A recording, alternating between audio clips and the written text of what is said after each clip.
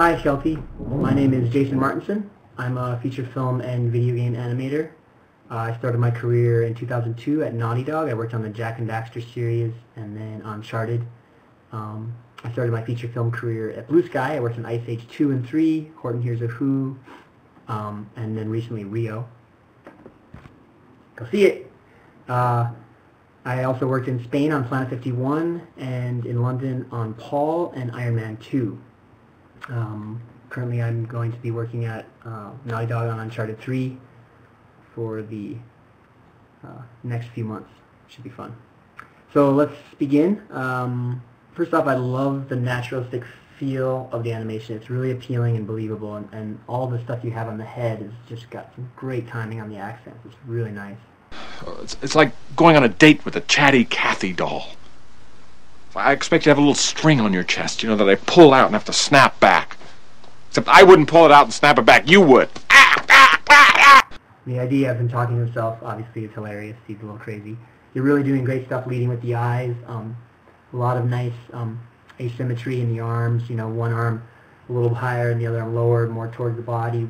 One leads the action. They kind of come down offset. There's just some nice organic stuff going on. Everything, the little body shifts. You have lots of nice little shifts in the body to keep the whole thing connected. It's really got a great feel, and nothing feels too overdone or anything like that. So I don't know what you have available to you as far as rig options. Having just worked on Rio at Blue Sky, we had very flexible rigs. We could do a lot of stuff. So I'm going to be critiquing this a little bit along the lines as if it was that rig. So some of these notes are impossible, just ignore them.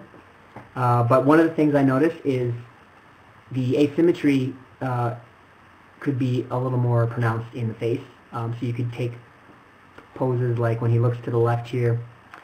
It'd be nice if this eye here was a little more closed and this eye here was a little more open. And what you're doing is that way you are drawing the audience toward that side of the screen in sort of a funnel of action. And on the same lines, if you could shift this pupil over a little farther, even though it's sort of maybe doesn't make sense exactly where he's looking, he'll feel like he has a little more purpose, a little more direction in his pupils. He's more focused on something, whereas here it looks like he's a little bit looking into space when he glances over. Another thing you can do is when you're opening the side of the face you're looking, you can close the other side of the face. So in this sense, if you just take this muzzle, I don't know if you can do this muzzle mover, and take this whole shape of this mouth and just pull it this direction. So he's doing the same talking, but this side of the face is more open and this side of the face is more crunched. And it will basically just feel more organic as he's looking over it that way. And the same will apply for when he looks the other way. With a chatty Cathy doll. So, when he comes across here, you might want to have this lid just slightly more open than this one. Or just lower this lid slightly more than you have. Just to have, it's just really subtle, like not a huge amount of asymmetry, but a little bit.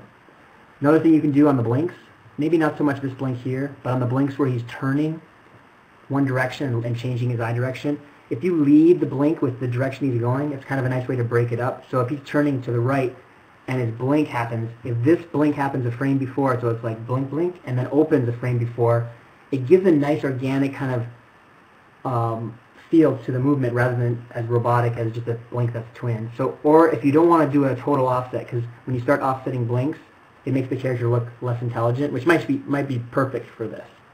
But you could have it blinked on the same frame here, but then on this frame, this eye is more open, and this eye is just like this, it's closed. They're both closed on this frame, and then on this frame, this eye is just where it is, it's more closed, and this eye is more open. So even though the timing is the same, there's a breakup in the spacing of the blinks, right? So it's opening more to this side of the face sooner.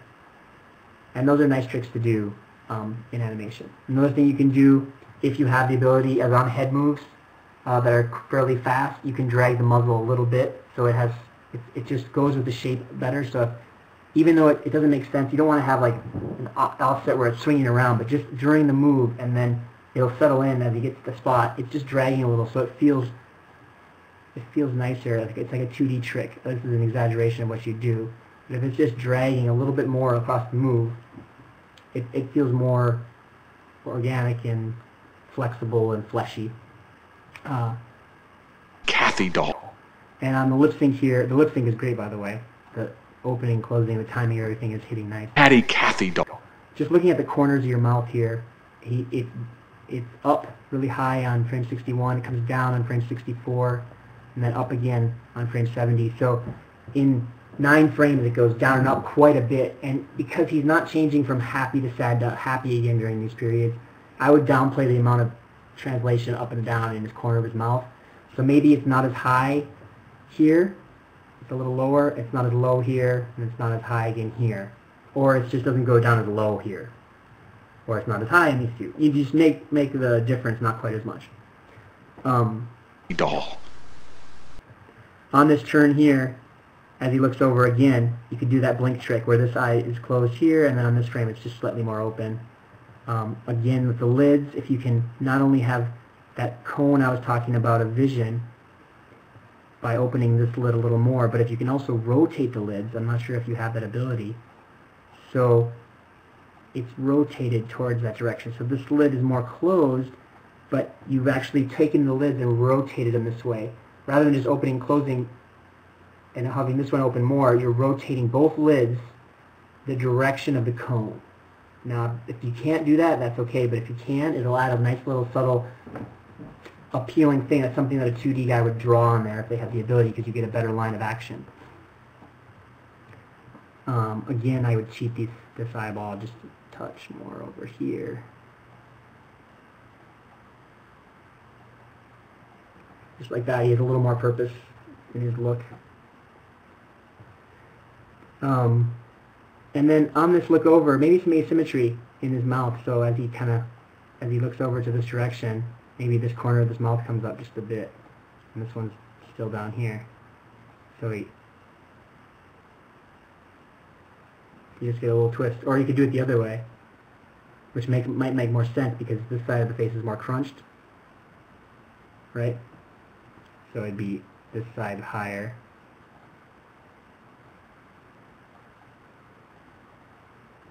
But it adds some asymmetry. Now, unfortunately, because his head is rotated, if you raise this side, you're flattening out his mouth. But it still does add asymmetry. So both ways work.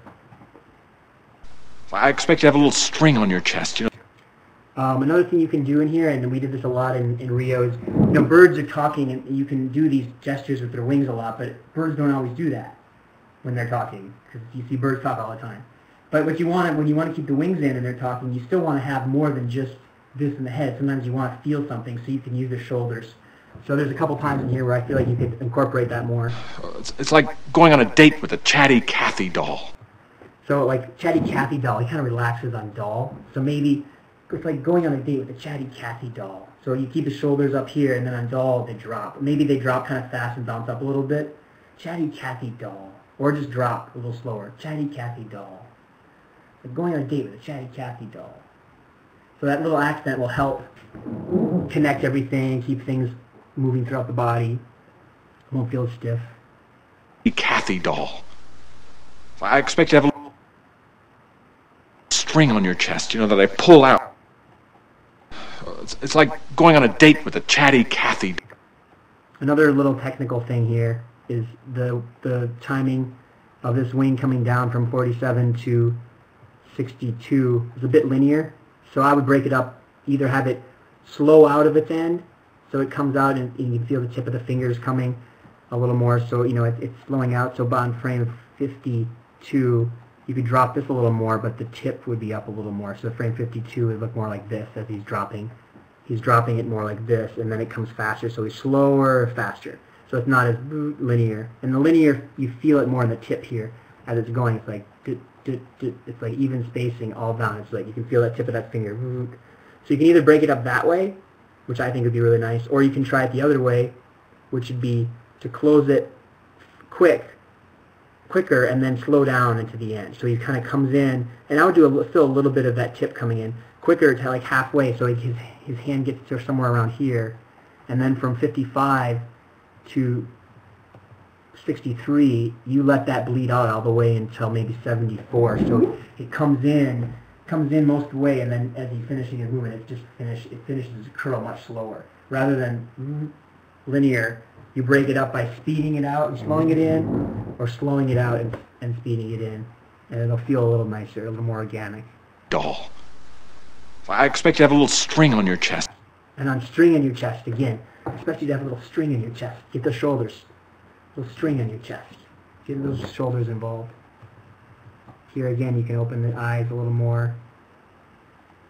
I expect you to have a little string on your chest. You know that I expect you to have a little string on your chest. Might want to close the mouth a little more so you can get more contrast. String. So this shape could be a little closed, maybe a little more of a ooh string. String on your chest. You know that I pull out and have to. And I don't know what controls you have, the puff control, but that I pull out, you can get the pull. You get a puff for like a frame or two before, that I, right around here, you get that bulge in the beak. Pull, and then it would pop to this. And as soon as it pops, that puff is gone. You get that kind of pop in the mouth of air. You know that I pull out and have to. And then in the face here, as he comes up, pull out. You could on frame 71, you could have the brows and the eyelids more open. And then from 71 to 73, it goes back. So it's like pull out. You overshoot at the accent, pull out, and it settles back. It'll just give it a little more pop in the face.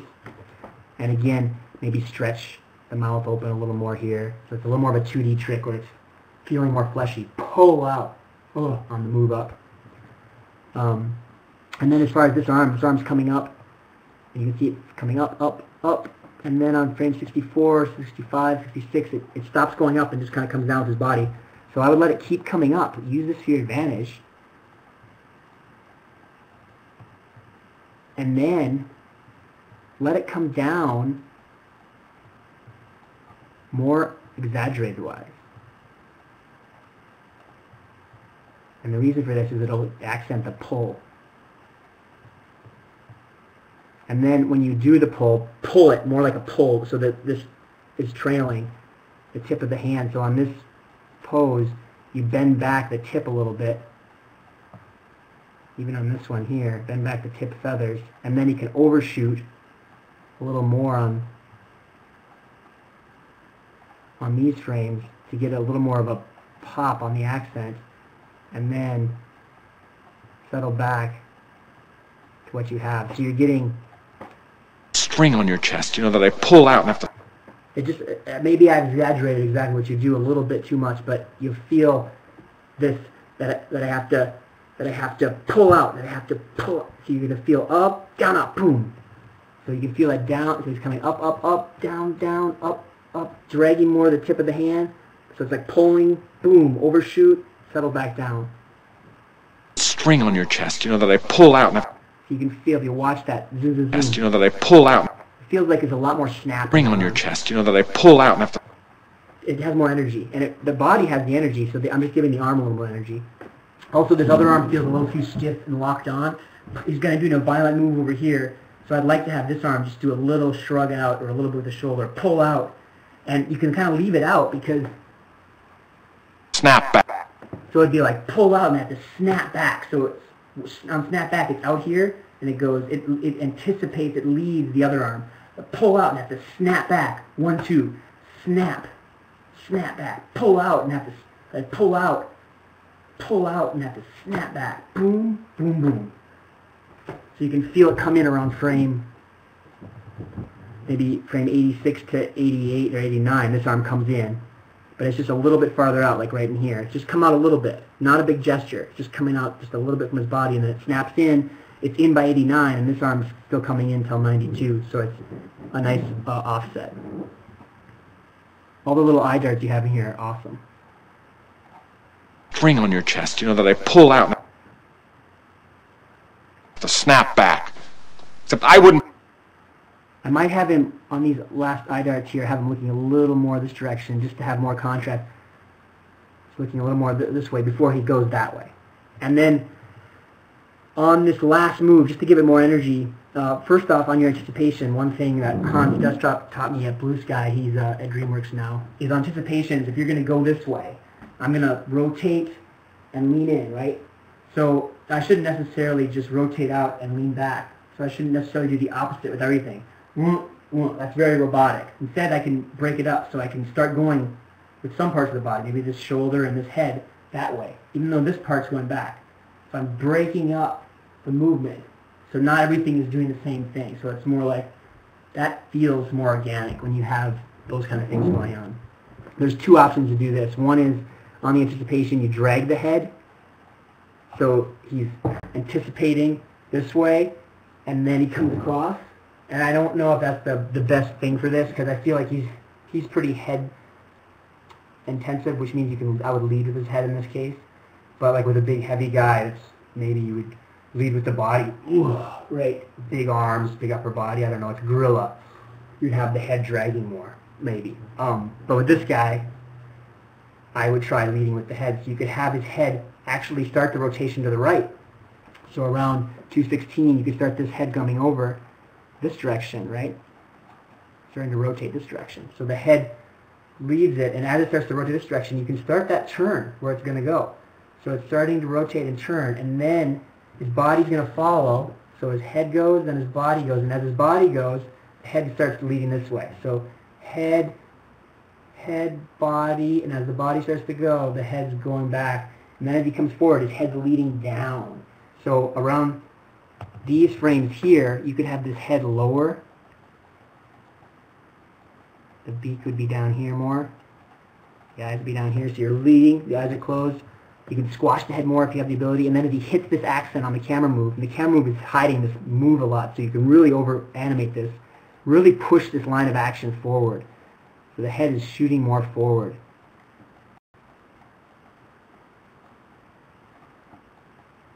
You're really pushing this line of action, so pull out, right? I wouldn't pull... Or, sorry, I would, what did you say? Except I wouldn't pull it out. So I wouldn't, so you get that overshoot. Boom. I wouldn't. So overshoot, settle back, and maybe the arms are dragging. Overshoot, they come boom, boom, boom. I wouldn't, boom. It'll give it more energy. Because it's happening on a camera move, you won't lose, it won't feel too much done. This back eye here, you don't see it on this guy, so I would sheet it so the eye's looking a little more at the mirror.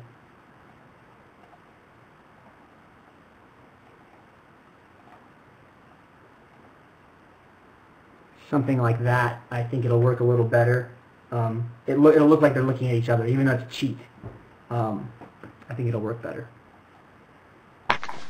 Except I wouldn't pull it out and snap it back. You would. Ring on your chest. You know that I expect you to have a little string on your chest. String on your chest. Yeah, you definitely get the shoulders in there. You know that I pull out and have to snap back. Except I wouldn't pull it out and snap it back. You would. And then on you would. Snap it back. You would. I wouldn't pull it up. I wouldn't pull it out, snap it back. You can get a little more flare and snap it. So I wouldn't pull it out, snap it back in the lids. And then you would squint the eyes more, so it's more contrast. So when it goes from here to here, you can really play with that squint. I wouldn't pull it out, snap back. You would. You would. And get him maybe a little more down, or does he go up? What does he do? Back. You would. He doesn't do too much. He just kind of pull it out and snap it back. You would. He goes down and then up. Maybe on this little down and up, you get a little forward. I wouldn't pull it. I would pull it out, snap back. You would. You would. Just get a little more of a body jerk in there to enforce it, because it's a nice accent. You would. And then as he comes back here, this is nice. You're dragging the head. You're having the cut happen on a move, which is great. And there's not much more you can do to this. If you have the ability of the rig to squash and stretch, you know, on these frames, if you can squash his body a little more. I'm not sure if you have the ability. On the downs, and then as he comes up, if you can stretch him a little more. So it goes from this kind of thing to this kind of thing. It'll feel more flour sacky. It'll feel a little more flexible. If you want, you don't have to, but maybe on one of these, you get the leg to actually come off. So it actually is like, and then when it comes back down, it's in a slightly different spot. Or maybe if it doesn't just come off, like on here when he lifts this leg up, it just does as he puts his weight on the one leg, it just does a slight shift over. So it just keeps the feet a little more alive. It doesn't have to lift it up necessarily, but just a little movement in there on when the weight's on the other foot, the one foot that's the weight is off, like in this case here, it can adjust its position. And, he's doing this flapping. It's very twinned. So I don't want to untwin it because this would feel weird flapping like this, but just a one frame offset. So as it comes up here, this frame is one frame ahead, and then as it starts coming down, this frame hits its accent. So like boom, boom, boom, boom, right? And then maybe the next time up, this one is one frame ahead, and then this one's, and then it starts coming down, this one's. Just a 1 or 2 frame offset on a couple of those flaps will just make it a little more organic and appealing. It's just animation tricks, basically. That's pretty much it. I think you did an awesome job. Congratulations on the victory. Well deserved. And good luck in the future. Let's just watch it one last time. It's like going on a date with a chatty Cathy doll. I expect you to have a little string on your chest, that I pull out and have to snap back. Except I wouldn't pull it out and snap it back. You would. It's great. One last little note is on this little shrug here. I feel like pull out and have to snap back. I think you can just go pull out and snap back and just kind of leave it here. And you have it kind of come up and flop, snap back. It just feels a little floppy, and then it comes up and comes back down. So I would just leave it up, snap back, kind of leave it up here, make it feel like it's more under his control and not quite as limp-wristed. So you don't have to drop it back down as much. You can still leave it up here, sort of where it is on 204. All right. Congrats again.